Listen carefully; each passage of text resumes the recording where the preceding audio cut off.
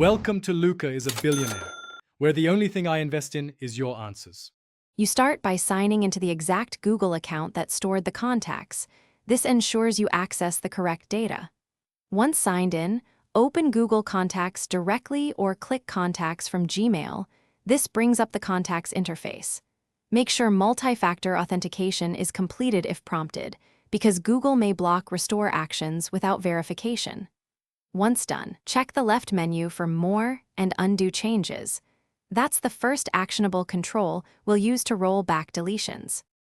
Next, use Undo changes to revert your contacts to a prior snapshot. Choose a time from 10 minutes to 30 days. This reverts additions or deletions quickly. If you prefer control, export the current contact list as a CSV or vCard first to preserve what remains. If specific contacts were deleted recently, open Trash, select them, and hit Restore. They will return to your main list.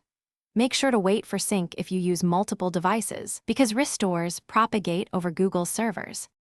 Finally, for older or complex recoveries, use Google Takeout to export contacts' history or previous archives, and then import that file back into Contacts.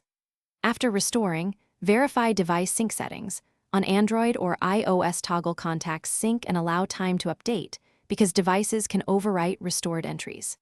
If things go wrong, clear browser cache, sign out and sign in again, and confirm you used the same Google account across devices. This often resolves mismatched lists and sync conflicts.